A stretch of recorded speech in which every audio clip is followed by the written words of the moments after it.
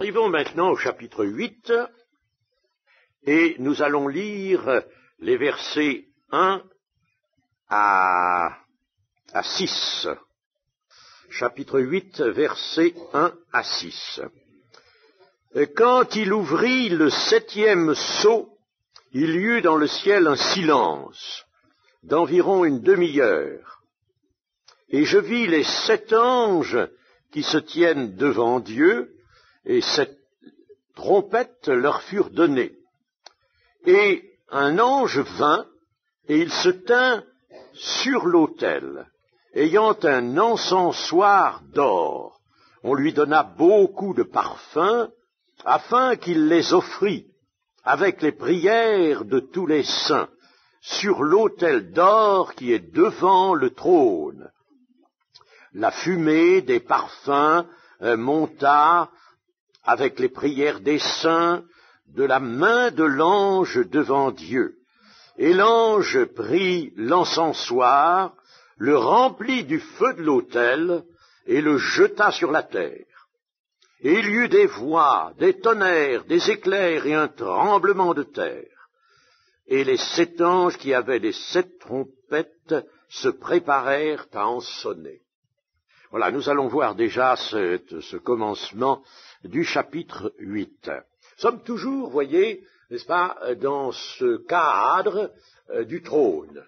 Il y a le trône, la mer de cristal, n'est-ce pas? Tout se passe en somme là, n'est-ce pas? Là. L'ouverture du 7e sceau impose d'abord un silence d'une demi-heure. C'est Jean qui a vu ça, lui, je ne sais pas s'il avait une montre, mais il lui a été donné, vous savez, il avait une telle puissance d'esprit en lui qu'il pouvait tout voir. Mais on voit par là ce détail qu'il rapporte toute chose quand même à la vie humaine, hein, aux conditions de la vie humaine. Vous voyez, il n'est pas départi, il n'est pas dans un autre monde. Il voit le monde invisible, mais lui, il appartient toujours. Et il faut cela pour qu'il soit, en somme, notre commissaire, celui qui va nous rapporter ce qu'il a vu, parce que si vraiment il nous parlait d'un langage d'ange et les conditions de vie des anges, ça ne nous donnerait rien du tout. Enfin, le livre de l'Apocalypse, alors là, serait complètement hermétique.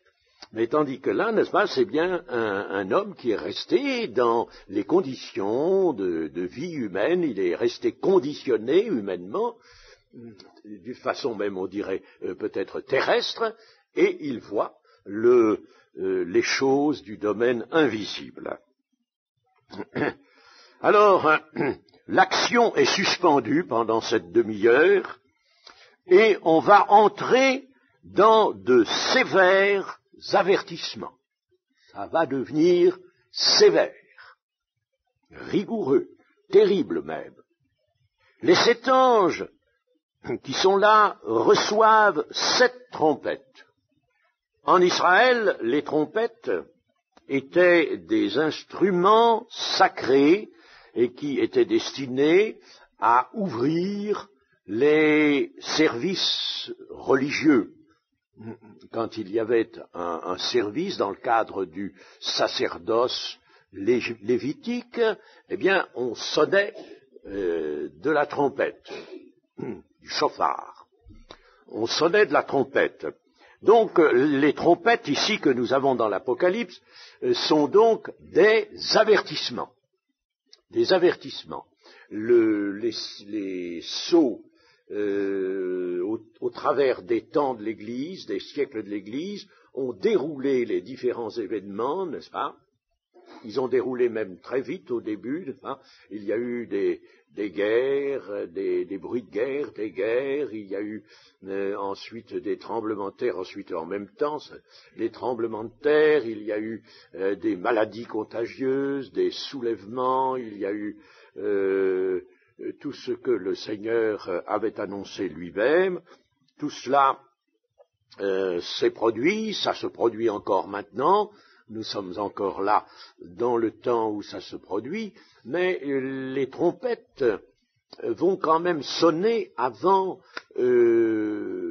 l'épuisement, si je puis dire, de l'ensemble des événements déterminés par les 7 sceaux. Voyez-vous, les 7 sceaux déterminent des événements qui vont à la fin s'amplifier et qui vont entrer dans le programme des trompettes, puis des coupes, mais les 7 sceaux vont jusqu'à la fin. Si j'avais un tableau noir, je vous représenterais, n'est-ce pas, le déroulement des événements des 7 sceaux, allant jusqu'à la fin, jusque ce terrible tremblement de terre de la fin.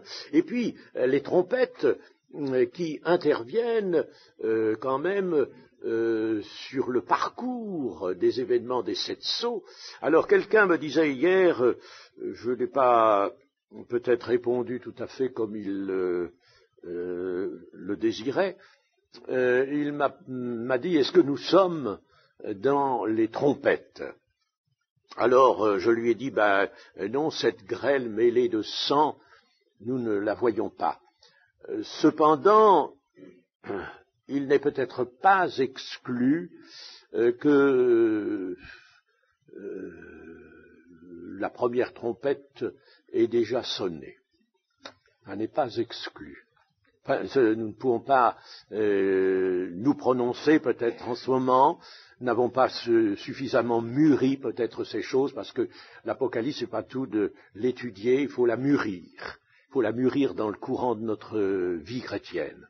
Alors, nous n'avons peut-être pas suffisamment mûri, pas suffisamment réfléchi, nous n'avons peut-être pas suffisamment prié. C'est ce qui nous montre qu'il faut avoir une vie de prière pour que le Seigneur vraiment nous fasse entendre ce qui doit se passer, n'est-ce pas? Si on prend ces choses à la légère, eh bien nous n'entendrons jamais de trompette. Seulement un beau jour, nous serons en face du grand événement. Hein? Et alors, là, attention, l'un sera pris, l'autre laissé. Pas moi qui le dis, c'est le Seigneur. L'un sera pris, l'autre laissé.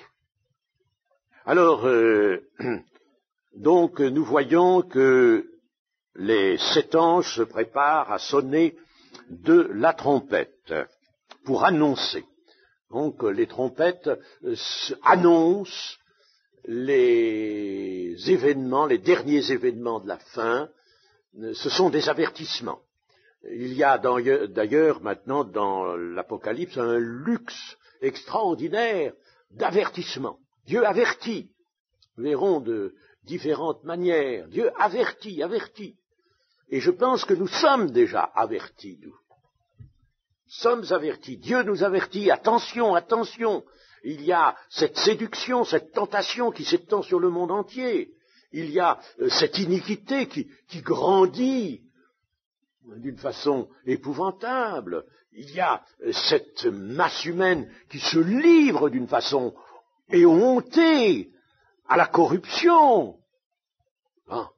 Si nous parlions par exemple du sida, je crois que le sida aujourd'hui, c'est un avertissement colossal, terrible, et qui montre quel est le cœur des hommes d'aujourd'hui. Hein?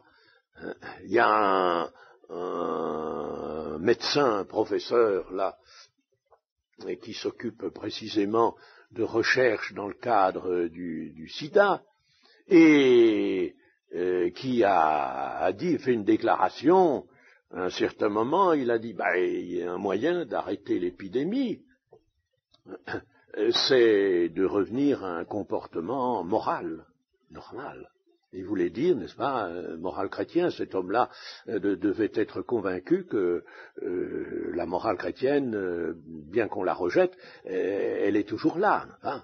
Les prescriptions de l'Évangile, nous savons que il ne doit pas y avoir de relation entre hommes et femmes en dehors du mariage. Bon, alors il a dit qu'on revienne à ça. Mais ça a été publié évidemment par les médias, et ça a soulevé des protestations. Oh là là là là, tout le monde a protesté. Qu'est-ce que c'est que ce professeur-là, ce qui fait de la médecine, lui? On lui demande de faire de la médecine, il fait de la morale. Alors, maintenant, les gens veulent qu'on fasse de la médecine, c'est-à-dire, ça signifie ceci.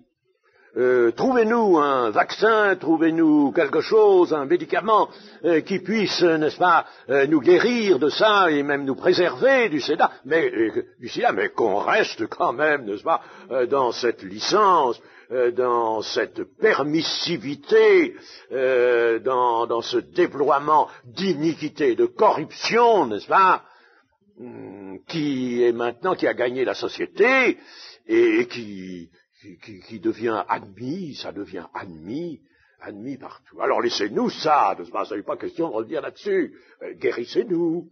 Hein. Vous voyez, n'est-ce pas, le cœur humain, ce qu'il est, attaché à la corruption, c'est le cœur qui est corrompu lui-même, c'est le cœur.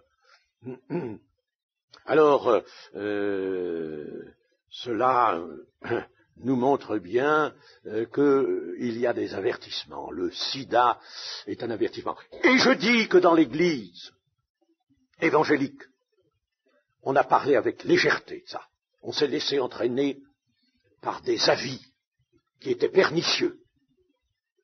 Même dans l'Église évangélique, j'ai noté ça. J'ai dit tout de même, on n'a pas le courage d'avoir un avis honnête. Parce que le sida est un avertissement de Dieu. C'est un avertissement de Dieu, c'est pas douteux. Il y aura des pestes, des maladies contagieuses, dit l'Écriture. Alors j'ai lu dans une presse évangélique de chez nous, j'ai lu oui, bien sûr, il ne fallait pas alerter les gens, ceux qui ont le sida ou qui peut-être l'auront, n'est-ce pas? Eh bien, alors, faut pas être méchant avec eux, hein, il faut au contraire les cajoler, et puis, alors, il faut les rassurer, il faut être charitable, voyez-vous, être très charitable, n'est-ce pas? Bon, et puis après tout, concluait l'article, bon, après tout, vous savez, le Seigneur Jésus est là pour guérir même le sida, n'est-ce pas? Mais oui, alors livrez-vous à n'importe quoi, ayez le sida, le Seigneur Jésus va vous guérir, mais qu'est-ce que c'est que ça? C'est du blasphème! C'est du blasphème, et ça a figuré dans nos écrits. Mais enfin, je suis révolté, moi, de choses comme ça. Pas si vous l'êtes pas. Révolté de cela. C'est révoltant, cela. Il faut dire, le sida provient de l'iniquité. C'est un produit de l'iniquité. Et ce qu'il faut dire à ceux qui ont le sida, bien sûr, venez au Seigneur. Ah, la première des choses, vous êtes séropositif, dit-on. Enfin, pas toujours sûr, mais enfin, vous l'êtes, mettons, on vous l'a dit, on vous l'a déclaré. Vous êtes séropositif. Bon, comment avez-vous vécu? Vous le savez. Il y a une jeune personne qui est journaliste, une journaliste avec toute la formation et puis la superbe que ça donne, n'est-ce pas? Alors une jeune journaliste heureuse d'être entrée dans cette profession où on peut voyager, aller et venir et faire un tas de choses. Et puis elle a eu le sida. Elle a le sida. Elle est séropositive, elle s'est fait examiner plusieurs fois, bon, c'est flagrant pour elle. Alors elle a écrit un livre. Alors elle a écrit un livre, dans ce livre, ce livre, je crois, est intitulé « Pourquoi moi ?» Alors elle se révolte contre Dieu. Se révolte contre Dieu. Ah, non, Dieu n'aurait pas dû laisser faire ça, pas possible, se révolte contre Dieu. Et elle n'a pas compris, elle ne reçoit pas l'avertissement qui se trouve là. Si, tout de même un peu, parce que elle dit ceci, n'est-ce pas? Évidemment, j'ai mené une vie de patachon, mettons. J'ai mené une vie dissolue. Ah, ça c'est vrai. Bon, je le cache pas. Ah oui, alors ce qu'il faudrait, c'est qu'elle aille plus loin. C'est en raison de cette vie qui a offensé Dieu, n'est-ce pas? J'ai offensé Dieu sans me soucier de la chose, n'est-ce pas? Oh, je l'ai fait avec toute la liberté que l'homme revendique maintenant. Bon, j'ai fait ce que j'ai voulu. Ben, tu as fait ce que tu as voulu, et tu récoltes aussi ce que tu ne voulais pas. Tu récoltes quelque chose. Ah, c'est une récolte. Bon, et alors, là, n'est-ce pas, elle reconnaît la chose. Mais ce qu'il faut, c'est, si jamais nous avons affaire à quelqu'un qui s'alarme parce qu'il est séropositif, eh bien, c'est probablement que sa vie a permis que cela vienne, n'est-ce pas, n'est pas nécessairement accidentel. Je sais bien qu'il y a des bébés qui peuvent hériter ça de leur maman, mais mettons une personne, n'est-ce pas, qui ait été atteinte de cette maladie, c'est que sa vie a offert l'occasion à la maladie de la toucher. Alors, ce qu'il faut lui dire, mais venez au Seigneur Jésus, d'abord c'est ça. Et je n'ai pas trouvé ça dans nos écrits. Je n'ai pas trouvé ça, non. Il faut être charitable à l'égard de cette personne. Ça. Mais non, il faut l'amener à Jésus. Il faut lui dire, certes, vous étiez dans le péché. Vous avez vécu dans le péché. Reconnaissez-le. Reconnaissez votre péché. Commencez par reconnaître cela. Tout le monde doit reconnaître, que ce soit pour sida ou autre chose, tout le monde doit reconnaître son état de péché. Reconnaissez cela. Venez au Seigneur. Bon. Et puis, là, quand vous serez au Seigneur, eh bien, vous implorerez sa grâce. D'abord, vous mènerez une autre vie. Vous allez entrer dans une autre vie. Repentez-vous, a dit le Seigneur. Sans ça, vous mourrez tous. Et ça, on ne l'a pas cité dans l'écrit auquel je pense. On n'a pas cité ça. On n'a pas dit, le Seigneur a dit, repentez-vous, car vous périrez tous également. C'est ça qu'il fallait dire, n'est-ce pas? Alors, repens-toi, viens au Seigneur. Nous allons t'aider. Voilà la charité. Voilà la charité. Nous allons t'aider. Nous allons prier pour toi. Nous allons te lire l'Évangile. Nous allons te communiquer la flamme de notre foi. Voilà ce qu'il faut dire. Et étant venu au Seigneur, eh bien, là, le Seigneur te fera la grâce de te délivrer de cela. Parce que tu t'es repenti. Parce que tu as cru. Voilà la main. Mais c'est pas ce qu'on a dit. Alors ça m'a bouleversé, je vous assure, et ça m'a montré que vraiment la pensée chrétienne est détériorée. La pensée chrétienne n'est plus saine. Alors, si je vous dis toutes ces choses, vous savez, c'est pas à titre de critique que je vous dis ça, parce que quand j'ai vu ça, j'ai été bouleversé. C'est un témoignage, si vous voulez, que je vous apporte là, n'est-ce pas? Alors, des avertissements. Nous sommes sur le compte des avertissements. Eh bien, des avertissements, Dieu va en délivrer, il en délivre déjà. Des avertissements. Et alors, l'ange qui avait l'encensoir, on peut dire que c'est une sorte d'officiant céleste, s'avance vers l'autel avec son encensoir d'or, et devant l'autel, devant Dieu, il offre des parfums, beaucoup de parfums. On lui donna des parfums à offrir. Il offre beaucoup de parfums avec les prières de tous les saints. Les prières de tous les saints sont un encens qui monte vers le Seigneur, un encens agréable. Nous l'avons déjà dit hier, mais il faut le savoir, nos prières ne sont pas perdues. Nos prières, elles sont enregistrées. Il y a un ordinateur à prière dans le ciel, et tout ça est logé dans la mémoire de cet ordinateur. Autrefois, on se demandait comment Dieu pourra se souvenir de toutes sortes de choses. Quand on raisonne, arrive à ça. Aujourd'hui, je dis à ceux qui raisonnent, je dis, vous voyez, il y a des ordinateurs pour les hommes, et on loge là-dedans toutes sortes de choses, n'est-ce pas, il y a une mémoire considérable. Le Seigneur, il a un grand ordinateur, dont la mémoire est infinie. C'est vrai qu'aujourd'hui, n'est-ce pas, il y a bien de ces questions qui se trouvent résolues par cette instrumentation que les hommes se sont donnée. Bon, alors donc, ces prières sont là. Les prières qui sont montées de cœur ardent, sincère, de cœur aimant, sont montées au nom de Jésus, au nom de Jésus. Ne priez jamais autrement qu'au nom de Jésus, n'est-ce pas? Sont montées au nom de Jésus vers Dieu. Remarquez qu'ici, tout est offert à Dieu. Le Seigneur Jésus nous a dit de prier le Père en son nom. C'est bien, quelquefois, on parle à Jésus, bon, je ne veux pas m'insurger contre ça, mais la ligne qui nous est donnée de la prière, c'est une prière au nom de Jésus qui s'adresse à Dieu. Ça, s'adresse à Dieu le Père.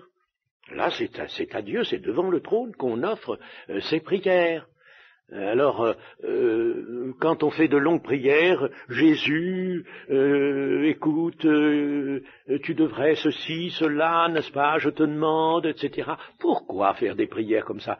Elles ne sont pas celles que Jésus nous a demandées. Vous prierez le Père en mon nom, et je vous exaucerai. Jésus peut nous exaucer, mais il demande qu'on prie le Père en son nom. Alors, il faut le faire. Et ces prières qui, nous le disions hier, n'est-ce pas, manifestent de la part des saints de l'Église, les saints, les vrais saints qui savent prier, manifestent une volonté qui rejoint celle de Dieu. Il y a longtemps que la volonté de Dieu, elle est établie, n'est-ce pas? Est établi selon son programme, selon ses desseins, n'est-ce pas? Bon, mais alors la volonté, n'est-ce pas, de ceux qui prient rejoint celle de Dieu, n'est-ce pas? Et ça fait un faisceau là.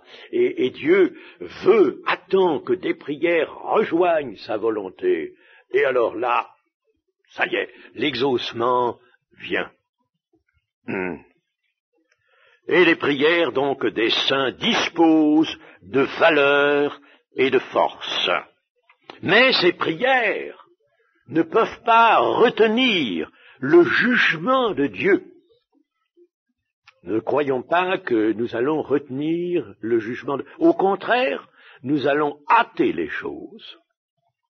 Nous allons hâter la venue du règne du Seigneur et par conséquent, nous allons hâter l'accomplissement des choses dernières.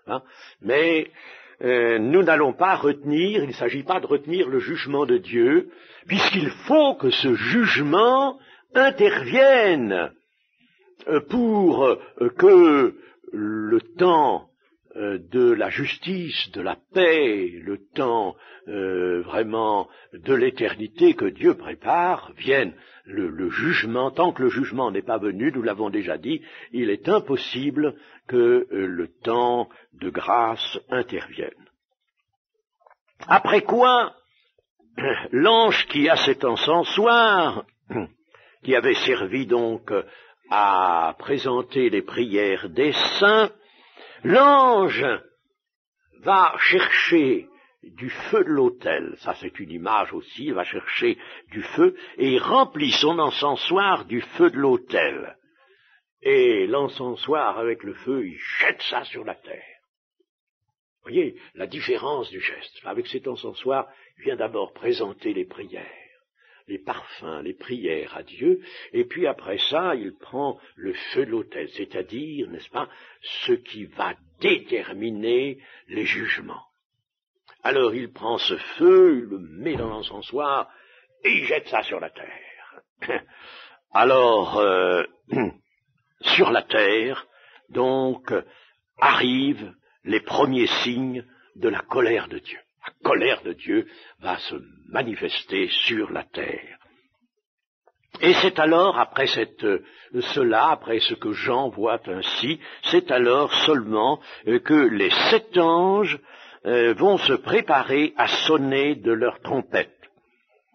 Vous voyez, avant que les trompettes ne sonnent, il fallait cela. Il fallait les prières des saints et il fallait que l'encensoir avec le feu du ciel, déterminant les signes de la colère de Dieu, fût jeté sur la terre. Alors les trompettes qui font penser aux trompettes, nous avons dit tout à l'heure, qui annonçaient les services religieux, si on peut les appeler ainsi. Les trompettes nous font penser aussi à autre chose. Elles nous font penser aux trompettes sacerdotales, les trompettes que les lévites, les sacrificateurs, plus exactement, avaient lorsque le peuple d'Israël eut à faire le tour des murs de Jéricho. Ces trompettes, donc, sonnèrent pendant 6 jours. Les sacrificateurs, là, en tête, sonnaient de la trompette, tout en faisant 7 fois le tour des murs, et c'est ainsi que le 7e jour, ils firent crouler les murailles de Jéricho. Les murailles de Jéricho. Vous voyez, il n'y a pas eu de canon, hein, on n'a pas utilisé de moyens humains, hein, mais les murs de Jéricho, ils sont tombés vers le dehors, ils sont tombés, voilà. Et l'accès a été donné à la ville, en sonnant des trompettes. Et les 7 trompettes que nous avons dans l'Apocalypse vont faire un travail similaire à celui des trompettes sacerdotales du temps de Josué. Un travail similaire. Les trompettes vont sonner et des choses vont se produire. Nous allons lire maintenant au verset 7. Verset 7 jusqu'à la fin du chapitre. Et il y eut de la grêle et du feu mêlé de sang qui furent jetés sur la terre, et le tiers de la terre fut brûlé, et le tiers des arbres fut brûlé, et toute herbe verte fut brûlée. Le second ange sonna de la trompette, et quelque chose comme une grande montagne embrasée par le feu fut jeté dans la mer, et le tiers de la mer devint du sang, et le tiers des créatures qui étaient dans la mer et qui avaient vie mourut, et le tiers des navires périt. Le 3e ange sonna de la trompette, et il tomba du ciel une grande étoile ardente comme un flambeau, et elle tomba sur le tiers des fleuves et sur les sources des eaux. Le nom de cette étoile est absinthe, et le tiers des eaux fut changé en absinthe, et beaucoup d'hommes moururent par les eaux parce qu'elles étaient devenues amères. Le 4e ange sonna de la trompette, et le tiers du soleil fut frappé, et le tiers de la lune, et le tiers des étoiles, afin que le tiers en fût obscurci, et que le jour perdit un tiers de sa clarté, et la nuit de même. Je regardai, et j'entendis un aigle qui volait par le milieu du ciel, disant d'une voix forte, « Malheur, malheur, malheur !» aux habitants de la terre, à cause des autres sons de la trompette des 3 anges qui vont sonner. Alors voyons déjà là ces 4 trompettes et cet aigle qui vole pour annoncer les dernières trompettes, les 3 dernières.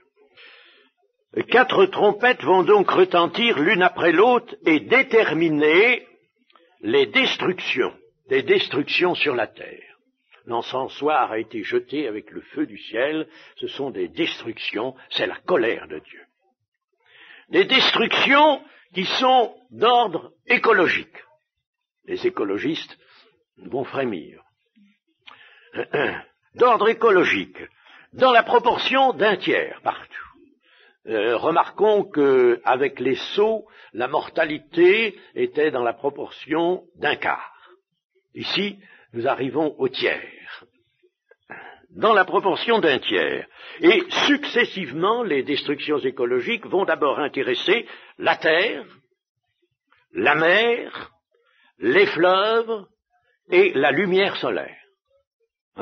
La terre, la mer, les fleuves, la lumière solaire. En somme, tout ce qui constitue l'essentiel du cadre de vie des hommes. voyez, le cadre de vie des hommes est affecté dans la proportion d'un tiers affecté par des destructions totales. Le tiers va subir une destruction totale. La première trompette, c'est, avons-nous dit, de la grêle et du feu mêlés de sang qui furent jetés sur la terre. Grêle mêlée et feu mêlé de sang. Cela nous fait penser évidemment aux plaies d'Égypte. Il y a une plaie qui s'apparente avec celle-ci au chapitre 9 de l'Exode. Ce n'est pas tout à fait la même chose, mais enfin, nous pensons à ce passé. Il y a eu quand même des plaies et qui ont affecté aussi la terre et le cadre de vie des hommes. La troisième partie, le tiers, la troisième partie du sol, des arbres et même de l'herbe, c'est-à-dire de la petite végétation, sont brûlés, littéralement brûlés. Ça, je ne pense pas que nous puissions dire que nous l'ayons vu, n'est-ce pas? Mais voilà ce que fera cette première trompette. Puis, le sang, mêlé de sang, ça c'est quelque chose qui nous semble curieux, n'est-ce pas? C'est que dans cette destruction intervienne du sang, reprenons les termes, de la grêle et du feu mêlés de sang. Et cela a une signification. Nous sommes là, n'est-ce pas, dans un langage symbolique, c'est vrai, mais il y a quand même, derrière ce langage symbolique, des accomplissements effectifs. Hein. Alors, nous pouvons dire que le sang, ici, signifie quelque chose. Il signifie que le sang que les hommes ont versé sur la terre, les hommes ont versé beaucoup de sang, et ils ont versé du sang innocent ou du sang d'hommes qui étaient ardents de foi pour Dieu, ont été persécutés, mis à mort. Eh bien, le sang que les hommes ont versé sur la terre injustement vient en jugement par le feu de la colère de Dieu. Voilà, je crois, le sens. C'est pourquoi quand je dis nous n'avons pas vu explicitement ce qui correspond à cette première trompette, peut-être le voyons-nous et l'avons-nous déjà vu d'une autre manière sans que nous l'ayons peut-être pleinement discerné. Mais nous avons tellement d'événements terribles et douloureux dans notre temps, hein, que nous ne savons plus très bien en faire l'analyse et y réfléchir. Et en tout cas, remarquez ceci, c'est que ces médias, et je suis bien d'accord avec ce frère-là qui n'est pas tendre à l'égard des médias. Moi, je ne suis pas non plus. Je pense que les médias font beaucoup de mal. Les journalistes qui sont si fiers de leur profession, et puis surtout, n'est-ce pas, qui maintiennent le principe haut, très haut, le principe selon lequel il ne faut pas toucher à la liberté d'expression, même si l'expression est une arme à tuer et à faire du mal, il ne faut pas toucher à la liberté d'expression. Eh bien, ces journalistes sont des gens déformés. Ah, s'ils étaient là, s'il y en avait un là, ils ne seraient pas contents. Hein. Ils sauteraient à la gorge. Mais c'est pourtant vrai. Souvent, quand j'écoute la radio, j'écoute la radio pour savoir les informations, savoir ce qui se passe, et que j'entends les réflexions de ces journalistes, je me dis, mais il ne peut pas penser, il ne peut pas dire autre chose, celui-là. Vraiment, n'est-ce pas? Pourquoi? Il jette de l'huile sur le feu. Et il va chercher ce qui est mauvais. Il excite le mauvais. Nous les voyons souvent dans ce rôle-là. Hein. Eh oui. Eh bien, alors les médias, pour en revenir à ce que j'entendais dire, les médias nous signalent bien des catastrophes, des malheurs, des accidents, toutes sortes de choses. Mais ils passent très vite. On va nous parler longuement d'une histoire de, je sais pas moi, de l'histoire d'un chanteur, d'une chanteuse, d'un écrivain ou de quelque chose comme ça, n'est-ce pas? Mais sur ces choses-là, on va passer très vite. On passe très vite, très vite. C'est quelque chose qui est à remarquer parce que il y a là une désinformation. Il y a là une œuvre de désinformation, c'est-à-dire quelque chose qui informe non seulement incomplètement et mal, mais qui volontairement dénature ce que devrait être la véritable information. Elle est dénaturée, elle est voilée. Et alors tout cela conditionne l'opinion de la terre. Alors dire que l'expression est libre, c'est un mensonge. Un des grands mensonges de Satan. Ce n'est pas vrai. Et ce n'est pas moi seul qui le dis, mais il y a dans des ouvrages tout de même des journalistes qui l'ont écrit cela, n'est-ce pas? Qui l'ont bel et bien écrit en disant les médias font de la désinformation. D'abord, il y a une préparation, une trituration, n'est-ce pas, de l'information. Je sais bien qu'aujourd'hui, on manipule l'information. Il y a des manipulations, et alors, il faut répondre, donner raison à certains impératifs, n'est-ce pas, qui se font entendre dans la coulisse, et puis, il y a toutes sortes d'autres raisons qui font, n'est-ce pas, que l'information, en réalité, n'est pas loyale. Elle n'est pas loyale du tout. Alors, beaucoup d'événements sur lesquels le monde pourrait réfléchir, et nous aussi, eh bien, ne nous sont pas connus, ou sont connus si rapidement que ça passe, n'est-ce pas? J'en ai noté un certain nombre, je ne vais pas vous le dire comme ça, d'événements qui étaient considérables et sur lesquels les médias ont passé très vite. Passé très vite. Et alors la réflexion ne se fait pas. Alors je dis, n'est-ce pas, je ne sais pas, où vraiment on ne peut pas fixer actuellement tout à fait le point où nous en sommes des avertissements de Dieu. Et puis, alors, la seconde trompette, c'est une masse en feu qui tombe dans la mer. Et le tiers des eaux de la mer devient du sang cadavéreux. Du sang cadavéreux. Le tiers des êtres vivants dans la mer, le tiers des navires sont frappés de mort. C'est quelque chose, évidemment, de grave, de sang cadavéreux, voyez-vous. Dans ce symbole, voyons d'abord le symbole, n'est-ce pas?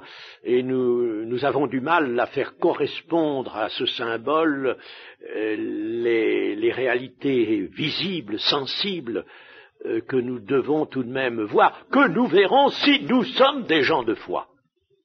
Parce que le monde, lui, il subit et il ne comprend rien. Il subit sans comprendre. Il proteste, ça, évidemment, il accusera Dieu, il blasphémera Dieu, mais il ne comprend rien. Mais nous devrions comprendre. Et si nous sommes une église vraiment sainte, une église ardente, consacrée, nous comprendrons. Si nous ne sommes pas consacrés, nous serons peut-être église, mais nous ne comprendrons pas non plus. Nous ne comprendrons qu'en raison de notre consécration, en raison de notre ouverture à l'Esprit du Seigneur. Et nous n'avons d'ouverture à l'Esprit du Seigneur que si nous sommes consacrés. Alors, là, c'est quelque chose de terrible. Le Dieu, en somme, nous montre, il va répondre par le sang. Ah, vous avez répandu du sang. Et vous savez combien Dieu était jaloux du sang. Il ne voulait pas qu'on verse le sang. Le sang, c'est la vie. La vie est dans le sang. Dieu ne veut pas qu'on répande le sang. Et cependant, n'est-ce pas, les hommes n'ont fait que cela. Ils continuent à ne faire que cela. Eh bien, le Seigneur leur en donne du sang cadavéreux. Nous arrivons à la troisième trompette. Ce sont les eaux des fleuves et des sources qui, elles, sont atteintes par une sorte d'énorme météorite en ignition. Le troisième ange sonna de la trompette et il tomba du ciel une grande étoile ardente, comme un flambeau. Alors je dis, c'est une sorte d'énorme météorite qui est en feu, en ignition. Et les eaux des fleuves et des sources deviennent amères, c'est-à-dire nocives. Il faut comprendre ici, c'est pas seulement de l'amertume au goût, c'est de la nocivité. Elles deviennent nocives et provoquent la mort de beaucoup d'hommes. La mort. Alors, cette énorme météorite en ignition, il y a des gens très avisés, très au courant des choses de l'actualité, qui vont nous dire, mais c'est très simple, moi je vais vous dire ce que c'est. C'est une bombe atomique qui tombe dans l'eau, n'est-ce pas? Une bombe atomique. Alors, nous aurons l'occasion de revenir sur ce genre d'explication de l'Apocalypse, ou tout au moins des fléaux de l'Apocalypse, par les moyens actuels qui nous sont connus, et notamment la puissance atomique. Vous savez, ici, n'est-ce pas, ce sont des anges. Il y a un ange qui a jeté l'encensoir avec le feu du ciel sur la terre. C'est la colère de Dieu. Ce sont des événements déterminés selon la colère de Dieu, par la colère de Dieu. Et est-ce que Dieu laisse le soin aux hommes d'accomplir eux-mêmes ce qu'il a inscrit prophétiquement sur le livre, le rouleau qui était tenu dans la main de Dieu? Je ne le pense pas. Dieu sait bien, lui, accomplir ses œuvres lui-même. Et il faut qu'il y ait des malheurs. Le temps est arrivé où Dieu va déterminer des malheurs. Des malheurs. N'oublions pas que dans le Deutéronome, il y a au chapitre 28, il y a les bénédictions qui occupent un certain nombre de versets, et les malédictions qui en occupent beaucoup d'autres. Et alors, dans les malédictions, il y a toutes sortes de malheurs. Et Dieu prévient, n'est-ce pas, que concernant ceux de son peuple qui se détourneront de l'obéissance, eh bien, tous ces malheurs viendront sur eux. Ce sont des malheurs que Dieu prévoit à l'avance et qui sont déterminés par le fait de la désobéissance du peuple, la résistance du peuple aux instructions de son Dieu. Donc là, moi, je penche surtout pour un accomplissement surnaturel. Et je n'ai pas besoin d'aller chercher la bombe atomique. Nous avons la quatrième trompette. La quatrième trompette, c'est celle qui va éteindre partiellement la lumière, un tiers. La quatrième trompette, le tiers du soleil fut frappé, le tiers de la lune, le tiers des étoiles, le tiers en fut obscurci, et le jour perdit un tiers de sa clarté, et la nuit de même. La lumière donc solaire s'affaiblit. Celle du midi, la lumière de midi, va devenir comme celle de 5 heures de l'après-midi, à peu près, voilà. Et celle de 5 heures de l'après-midi, alors, elle va devenir comme une nuit. Les nuits elles-mêmes vont être rendues ténébreuses. Dans les plaies d'Égypte aussi, il y a cela, le Seigneur fait venir les ténèbres sur le pays d'Égypte. Et les ténèbres conviennent très bien au royaume de l'Antichrist. Dieu a le pouvoir de retirer en partie, là ici c'est dans la proportion du tiers, en partie ses bienfaits. C'est ce que Dieu fait là, il retire ses bienfaits en partie. Ah, vous ne voulez pas de moi, vous ne voulez pas de ma grâce, vous ne voulez pas me connaître, vous ne voulez pas que je sois votre Dieu, le dispensateur.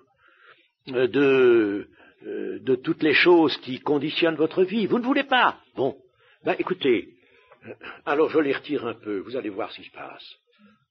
Et là, les hommes voient ce qui se passe. Voient ce qui se passe quand Dieu se retire. Il se retire pour un tiers. Hein. Alors voilà ce qui se passe. Et tout le monde meurt.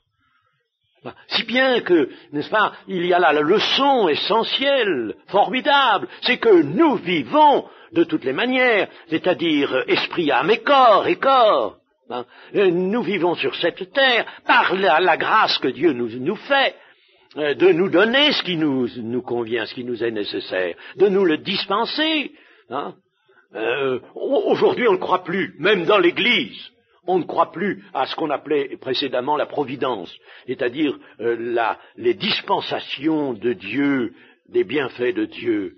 Mais pourtant, c'est vrai, ici, vous voyez, l'Apocalypse nous remet au devant de ces choses. Ah, je vais vous retirer un tiers. Vous allez voir ce qui va arriver. Vous allez voir. Hein. Ça, ce que vous aviez, n'est-ce pas, vous ne l'avez pas attribué à Dieu, vous n'avez pas glorifié Dieu. Comme dit le chapitre 1er des Romains, vous n'avez pas voulu glorifier Dieu, vous n'avez pas voulu reconnaître Dieu et glorifier Dieu. Bon, eh bien, je retire un petit peu, et voilà ce qui se passe. Voilà le sens, n'est-ce pas, que nous devons trouver à ces choses. Et puis, enfin, après la 4e trompette, je regardais, j'entendis un aigle qui volait par le milieu du ciel, disant d'une voix forte, malheur, malheur, malheur aux habitants de la terre. Voilà un aigle qui parle. Et pourquoi un aigle? Vous allez voir, la chose est d'une simplicité, je dirais presque enfantine. Vous avez quelquefois entendu un aigle? Mais non, parce que vous vivez, vous êtes des citadins, nous sommes tous des citadins, n'est-ce pas? Nous habitons à Cannes, ou nous habitons à Montpellier, ou nous habitons... Alors là, n'est-ce pas, on est dans des maisons de ciment armé, hein, et on aperçoit un peu le soleil, n'est-ce pas? Mais on ne connaît plus la nature. On ne connaît plus la nature. Et si on demandait ça à quelqu'un qui vit en pleine nature, il vous dirait l'aigle. Ben j'en ai entendu plus d'une fois, moi, des aigles. Et comment ça, quel est le cri de l'aigle? Le cri de l'aigle, c'est ouais, ouais, ouais. Voilà le cri de l'aigle. Ah. Moi, je l'ai entendu. Ouais, ouais, ouais. Et vous savez ce que ça veut dire, ouais, en grec? Ça veut dire malheur.